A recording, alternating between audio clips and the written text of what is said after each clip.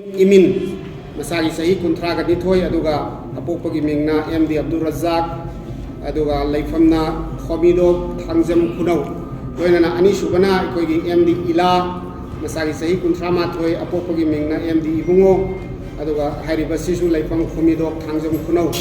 हाइरिबा मखोय अनिसि यामना चमजबा नोंमगी चरा तांजरिबा गाड़ी driver नातनी अदुबो ngarang खंगहौदना अखोय हौजिकती Facebook ता फूबगी वायरल दुसु वीडियो सु मैम उनरे खंगहौदना मखोय से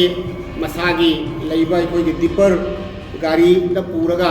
अखोय लैंगोय पूरगा चलगा मफम दुदा मोरेदा अखोय थाजरुबनी अदु खंगहौदना मसक खंगदब मियोय खरना फारगा मखोय अनी बु याम तम थीना ओट नैरबा मतुंगदा मतम चाना मोरेगी पुलिस स्टेशन की अखोय ओसी मसामा ऑफिस इंचार्ज मसामंगना लुचिंग टीमना रेस्क्यू तौरगा मखोय अदो हौजिक यामना अखोयगी लायेंग खोयंबा दरकार लैबसिंग तौबगी पाउ इनिशियल ओइले अखोयदा लैजै लोइना हाइनिंग वाफमदी हौजिक लैरैबा मणिपुर की ओइबा 2023 की मे की तांग 3 दगी मणिपुर दा ओइरक्लिबा मणिपुर की इशू असिदा तांकक कयादा मणिपुर की मितै पांगलना सरुक यादना हाइरिबा इशू असि करम हाइना अखोय मसिदा अखोय करी हाइबा तारे शांति की लंबी दा लाक्ननबा अमगा भाव तानद्रिबा लैरिबा अमांग अता मयाम सिंग असिदा अखोयना करी करम थौदांग लौगदगे हाइबदु अखोय मतम मतंगी इंटेलेक्चुअल्स लीडर्स अमदि तोंगान बा पांगन सिंगी मपुंग ओइना CSOs लोइना अखोय UMPC मणिपुरना अदुमक याउदन लाक्चरी अदुबो हिरम खुदिंग मक्ता तांकक कयारक्ता अखोय से अखोय थवाई फोबो मांगबा याउखरे कुइदना अखोय आंगांग अमा अखोयगी गाड़ी की पोचे पुननबगी चलुबगाना माकी मपुनसी पिखमनखिबा अखोय अदुम खंगनखरे अदुता नते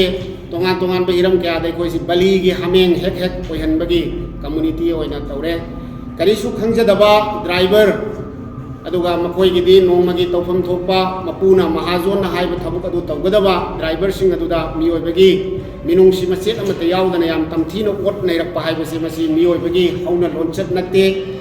ह्यूमन राइट्स मसागी फंगफम थोपा हक अदो मत्पीबा लमदम मसि लो लैतबा सरकार न मखोयगी करीगुंबा हिरम अमा फावबदा मसिगी सि लो एंड ऑर्डर से कंप्लीटली कोलैप्स ओइरबा दुगुंबा लमदम अमगा चप मानरी हाइबदा हाइमन थोपलोय मरम अदुना मरी लैनबो अथॉरिटी सिंगना अथुबा मतमदा अमदी यूनाइटेड मितै पांगल कमिटी मणिपुर की UMPC की माइकैदगी अकन्म मोंगदा कंडेम तौबगा लोइनना हाइरिबा थौदोक असिदा ड्राइवर अनी असिबु फुरकपदा चेनरिबा मिपुंग खुदिंगमक अथुबदा यामना तेनबा मतमदा अखोय फाबिरगा मखोय फंगफम थोपा दंदी अदो मदु मणिपुर की प्रजा खंगना मदु पिबिनबा अखोय की माइकैदगी अकन्म मोंगदा हाइजरी लोइनना अखोयबु मतम पुनमक्ता हाइरिबा सरकारना मदुगिदमक्ता थिजिन हुजिन तौबकांदा मदुगी दरकार लैबा मदि हौजी अखोयना ताजबदा JC खुनगी लैकाई की सेमगा खोटपा मखल मथेन मयाम अमा इरांग अखोय तौरकदौरी हाइरिबा तौरकदौरिबा खोंजंगसिंग असिदसु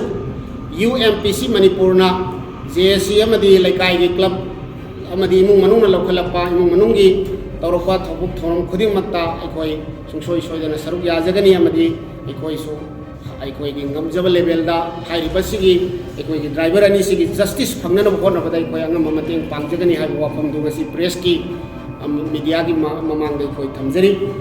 अखोय मतुंगदा अमुक हन्ना थोलक्तनबा लमदम असी याम शांति लैबा ngasiदगी सही अमगी ममांगदा लैरंबा दुगुंबा मणिपुर अदुगी मणिपुर अदो हंजल हनबदा अखोय मयाम लोइनमक संगसिन मिनरगा मदुगी शांति की खोंजल अदोमदा अखोय करी तौबा याबगे करी तौसिगे हाइबो अदोमदा तौसि अदुगा अखोय पांगन सिंबु बली की हमेंग ओइहनबिगनु हाइबो वाफम से मसिगी से अखोय ngasiगी मीडिया की थोंग थमजरी।